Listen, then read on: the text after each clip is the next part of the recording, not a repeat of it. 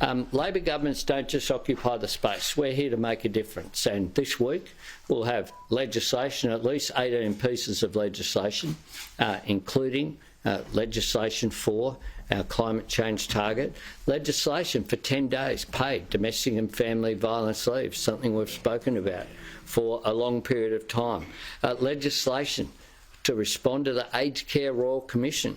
Why do you have a Royal Commission and then just sit on the recommendations? That's what the former government did. And legislation to create Jobs and Skills Australia, which is important in the lead up to the Jobs and Skills Summit that'll be held here in a little over a month's time here in the Parliament. In addition to that, in coming weeks, we'll have childcare legislation. We'll be acting on our urgent care clinics, putting them in place. We will, by the end of the year, have a legislation on the Anti-Corruption Commission. We will as well be advancing the voice to Parliament enshrined in our Constitution. In all of this is the what, the how is also important. We want to change the tone of politics in this country. We want to be more inclusive. We want to make sure there's less shouting and more delivery.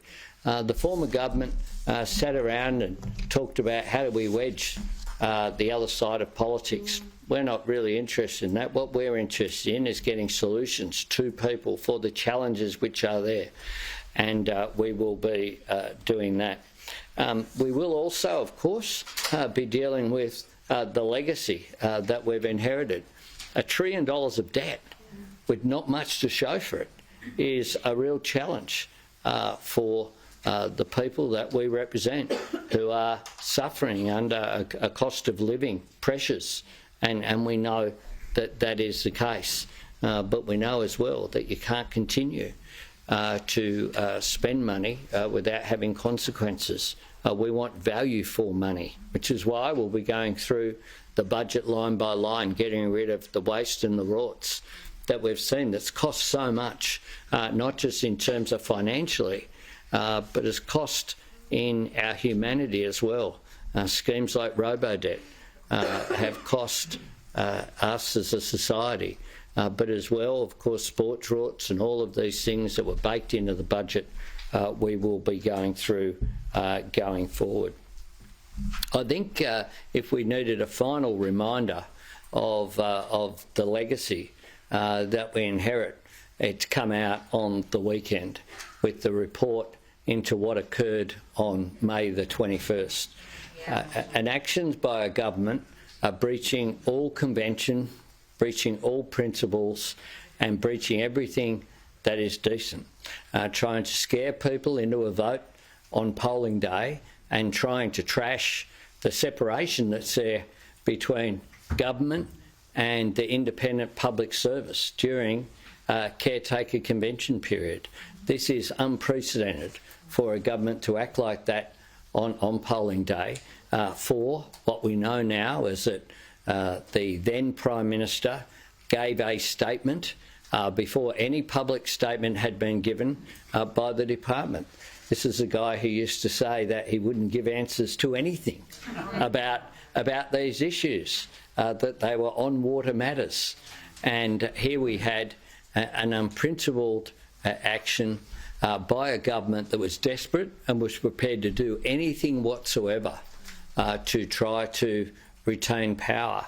And it was an appalling act, and it should be they should be held to account for that appalling act on the final day. That trashing of convention, which is the way that politics has to operate if we're going to have faith in the political processes. But it was just one last example of a government that will be defined by its seeking of division in society. Our task is very different. Our task is to unite people, to look for common ground and common purpose, and that's something that I want this caucus to do. This caucus has such a critical role to play. 103 members, I think, strong, and that makes an enormous difference. We have a great responsibility to the people who have sent us here, people who need a Labor government to make a difference to their lives. And I'm very confident that over coming weeks, months and years, that is precisely what we will be doing. So welcome to Canberra, welcome back, and enjoy. Tomorrow is the final thing. This is the 4th time since the Second World War and the 5th time in 100 years that Labor has formed government from opposition.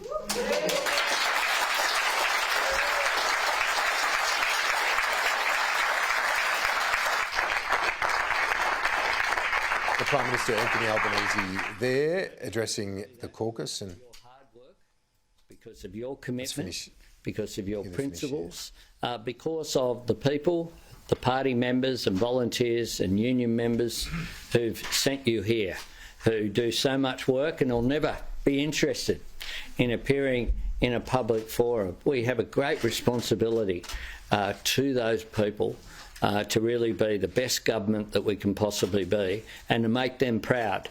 I'm very proud to lead this party and to lead this government, and I hope that we make the people who've sent us here collectively proud each and every day. Thanks a lot.